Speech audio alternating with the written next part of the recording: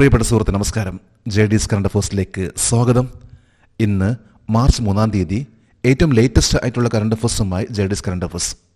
നമുക്കറിയാം കറണ്ട് അഫേഴ്സിൻ്റെ പ്രാധാന്യം എന്താണെന്ന്. ലേറ്റസ്റ്റ് ആയിട്ടുള്ള ഓരോ കാര്യങ്ങൾ നമ്മൾ അറിയും തോറും നമുക്കുണ്ടാകുന്നൊരു കോൺഫിഡൻസ് ഉണ്ട്. ആ ഒരു കോൺഫിഡൻസ് ആണ് നമുക്ക് എക്സാംസിനും എവിടെയും സഹായിക്കുന്നത്. അതുകൊണ്ട് തന്നെ നമ്മൾ എന്നും കുറച്ച് സമയം കറണ്ട് അഫേഴ്സിന് വേണ്ടി ലേറ്റസ്റ്റ് ആയിട്ടുള്ള കാര്യങ്ങൾക്ക് വേണ്ടി മാറ്റി വെക്കുകയാണെങ്കിൽ നമുക്ക് നല്ല മാറ്റം ഉണ്ടാകും. ഇന്ന് മാർച്ച് 3 നമുക്ക് ഇന്നത്തെ ലേറ്റസ്റ്റ് ആയിട്ടുള്ള കറണ്ട് അഫേഴ്സിലേക്ക് പോകാം. ഒരു ന്യൂസ് ഹെഡിംഗ് ആണ് Vidarbha win third title in 7 years. 7 വർഷത്തിനിടെ വിദർഭയ്ക്ക് 3ാം കിരീടം. ഇന്നത്തെ ഹിന്ദു പത്രത്തിലെയും അതുപോലെ തന്നെ മിക്കവാറും എല്ലാ പത്രങ്ങളിലെയും സ്പോർട്സ് പേജിലെ ഒരു വാർത്തയാണ്. നമുക്ക് ഈ കറണ്ട് അഫേഴ്സിൻ്റെ ഡീറ്റെയിൽസിലേക്ക് പോകാം. 2025 രഞ്ജി ട്രോഫി നേടിയ ടീം ഏത്? വിദർഭ. 2025 രഞ്ജി ട്രോഫി വിദർഭയും കേരളവും തമ്മിലുള്ള ഫൈനൽ മത്സരത്തിൽ വിദർഭ എന്ന ടീം വിജയിച്ചു. ഈ മത്സരം നടന്നിട്ടുള്ളത് നാഗ്പൂരിൽ വെച്ചാണ്. ഇതൊരു രഞ്ജി ട്രോഫി ടെസ്റ്റ് മത്സരം. എന്നാണ് രഞ്ജി ട്രോഫി ആരംഭിച്ചിട്ടുള്ളത്? രഞ്ജി ട്രോഫി ആരംഭിച്ചിട്ടുള്ളത് 1934-35 ആദ്യത്തെ മത്സരം നടന്നിട്ടുള്ളത് 1934-35. ഈ ഒരു മത്സരം രഞ്ജി ട്രോഫി എന്ന ഒരു പേര് വരാൻ കാരണം 1896 1896 1902 ഈ കാലഘട്ടത്തിൽ ഇന്ത്യയിലെ ആദ്യത്തെ ഒരു പ്ലെയർ ആണ് ഒരു ഇൻ്റർനാഷണൽ മത്സരം കളിക്കുന്നത്. ഇന്ത്യയിലെ ആദ്യത്തെ പ്ലെയർ ഒരു ഇൻ്റർനാഷണൽ മത്സരം കളിക്കുന്ന വ്യക്തിയായിരുന്നു രഞ്ജിത് സിംഗ്. ഇദ്ദേഹത്തിൻ്റെ പേരിലാണ് പിന്നീട് രഞ്ജി ട്രോഫി വന്നിട്ടുള്ളതും. BCCI ആണ് രഞ്ജി ട്രോഫി കൺട്രോൾ ചെയ്യുന്നത്. ഇതൊരു ടെസ്റ്റ് മത്സരമാണ്. ഇംഗ്ലണ്ടിന് വേണ്ടി കളിച്ചിട്ടുള്ള ഒരു ആദ്യത്തെ ഇന്ത്യൻ ആയിരുന്നു രഞ്ജിത് സിംഗ്. കേരള ടീം എത്ര തവണ രഞ്ജി ട്രോഫി ഫൈനൽ കളിച്ചു? ഒരിക്കൽ മാത്രം, 2025.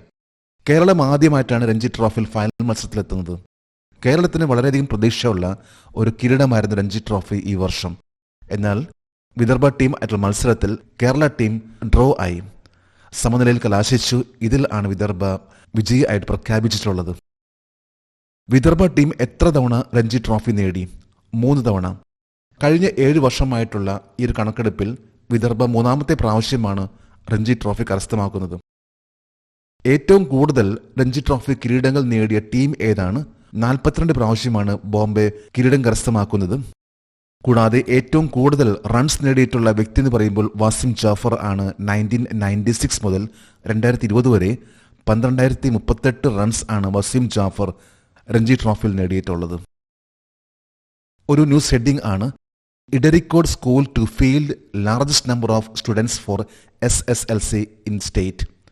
സംസ്ഥാനത്തെ ഏറ്റവും കൂടുതൽ വിദ്യാർത്ഥികളെ SSLCക്ക് പങ്കെടുപ്പിക്കുന്ന ഇഡരിക്കോട് സ്കൂൾ ഇന്ന് SSLC എക്സാം ആരംഭിക്കുകയാണ്. ഏറ്റവും കൂടുതൽ കുട്ടികൾ പരീക്ഷയ്ക്ക് വേണ്ടി തയ്യാറെടുക്കുന്ന സ്കൂൾ എന്ന് പറയുമ്പോൾ അത് ഇഡരിക്കോട് സ്കൂൾ ആണ്. നമുക്ക് ഈ കറണ്ട് അഫേഴ്സിൻ്റെ ഡീറ്റെയിൽസിലേക്ക് പോകാം. 2024-25 SSLC പരീക്ഷയ്ക്ക് കേരള സംസ്ഥാനത്തെ ഏറ്റവും കൂടുതൽ വിദ്യാർത്ഥികളെ കളത്തിലിറക്കുന്ന സ്കൂൾ ഏതാണ്? PKMM higher secondary school Edarikode. Malappuram ജില്ലയിലെ എടരിക്കോട് എന്ന സ്ഥലത്തുള്ള ഒരു സ്കൂൾ ആണ് PKMM ഹയർ സെക്കൻഡറി സ്കൂൾ. ഇന്ന് ഏറ്റവും കൂടുതൽ കുട്ടികൾ ആ സ്കൂളിൽ നിന്നാണ് എക്സാം എഴുതാൻ പോകുന്നത്. ഇന്ന് മാർച്ച് 3 തീയതി 10ാം ക്ലാസ്സിലെ പരീക്ഷ ആരംഭിക്കുകയാണ് സ്റ്റേറ്റ് ബോർഡിൻ്റെ.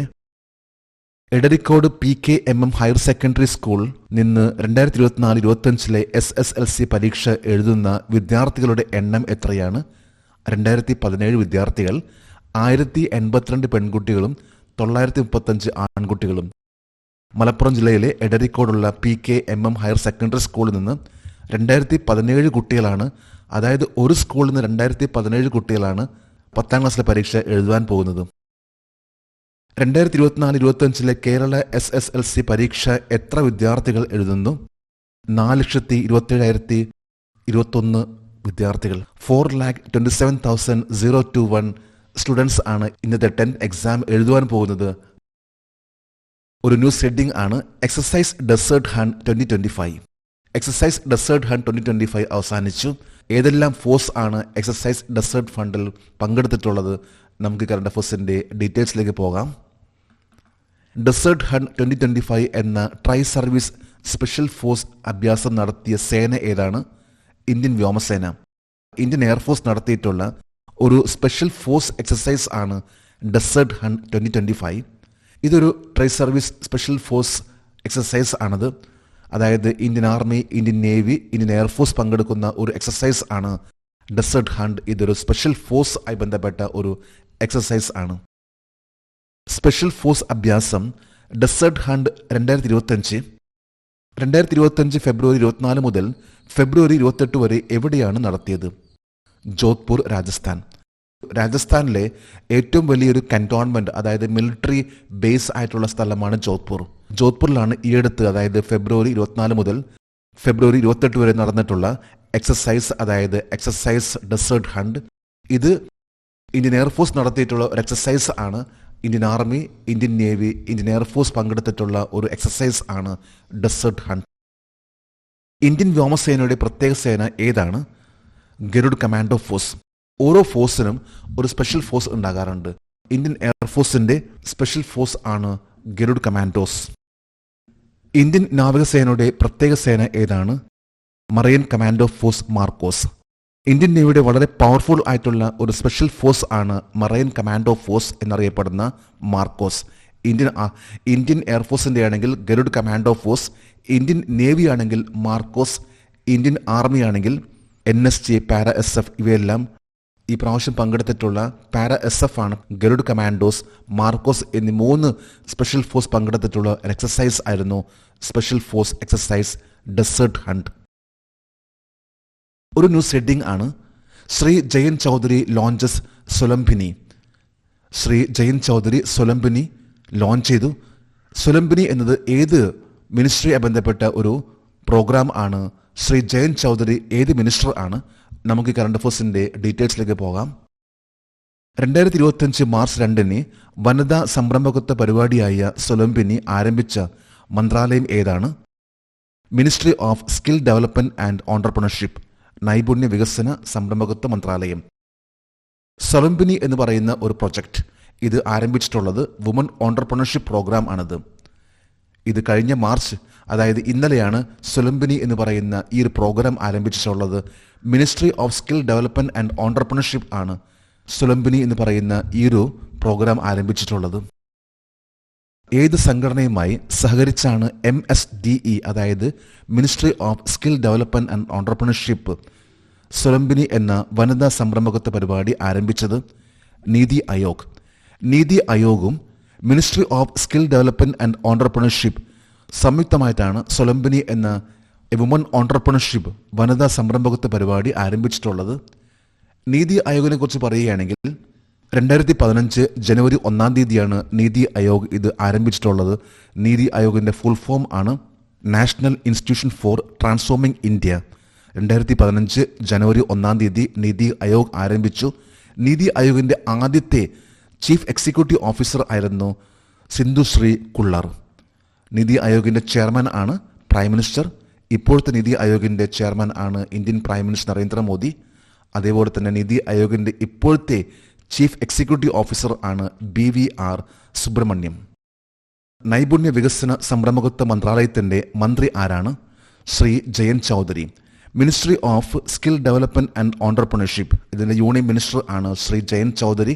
ഇദ്ദേഹമാണ് സൊലംബിനി എന്ന് പറയുന്ന ഈ പ്രോഗ്രാം ലോഞ്ച് ചെയ്തിട്ടുള്ളത് മാർച്ച് 2, അതായത് ഇന്നലെ. ഇന്റർനാഷണൽ ലെവലിലുള്ള ഒരു കറണ്ട് അഫയേഴ്സ് ആണ് first private space craft that landed upright on the moon surface.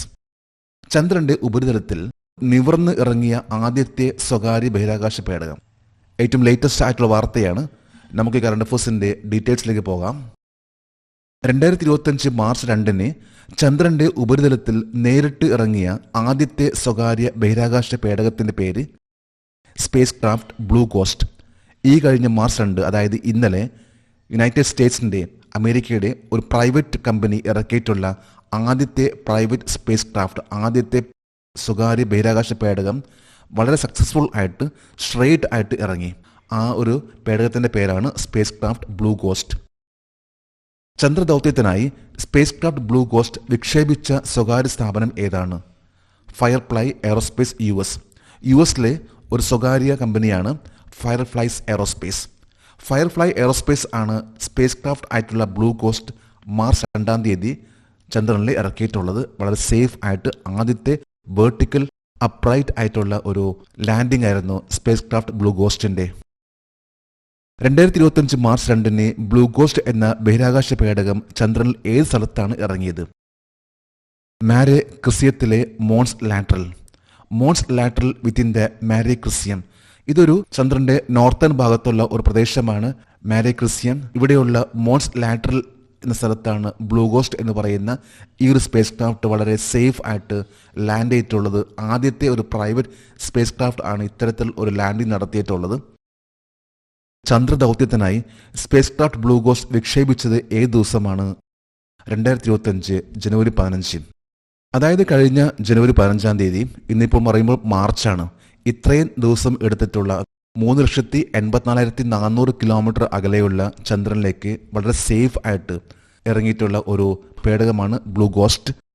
2025 ജനുവരി 15 launching date.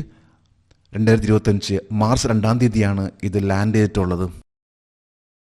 Ghost Rider in the sky എന്നത് ഏത് ബഹിരാകാശ പേടകത്തിന്റെ വിളിപ്പേരാണ്? Blue Ghost mission 1. Blue Ghost mission 1 എന്ന് പറയുന്ന ഈ ഒരു പേടകം ഇതിന്റെ മറ്റൊരു പേരാണ് Ghost Rider in the sky. ഇന്നത്തെ ഹിന്ദു പത്രത്തിലെ ഒരു ന്യൂസ് ഹെഡിംഗ് ആണ്. കറണ്ട് അഫയേഴ്സുമായി ബന്ധപ്പെട്ട് അത്രയ്ക്ക് പ്രാധാന്യം ഇല്ല എങ്കിൽ പോലും നമ്മൾ അറിയേണ്ട ഒരു വാർത്തയാണ്.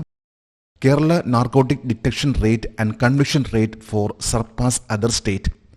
കേരളത്തിന്റെ മയക്കുമരുന്ന് കണ്ടെത്തൽ നിരക്കും ശിക്ഷാ നിരക്കും മറ്റു സംസ്ഥാനങ്ങളെക്കാൾ വളരെ കൂടുതലാണ്. ഇത് നാർക്കോട്ടിക്സ് ആയി ബന്ധപ്പെട്ട ഡ്രഗ്സ് ആയി ബന്ധപ്പെട്ട ഒരു വാർത്തയാണ്. നമുക്കിതിന്റെ ഡീറ്റെയിൽസിലേക്ക് പോകാം. കേരള സംസ്ഥാന യുവാക്കൾക്കിടയിൽ ഇഷ്ടമുള്ള മരുന്നായി ഉയർന്നു വന്ന മരുന്ന് ഏതാണ്? മെത്താഫെറ്റാമൈൻ. ഇന്നത്തെ ഡ്രഗ്സ് എന്ന് പറയുമ്പോൾ നമുക്കറിയാം MDMA ഇവയെല്ലാം ഡ്രഗ്സ് ആണ്.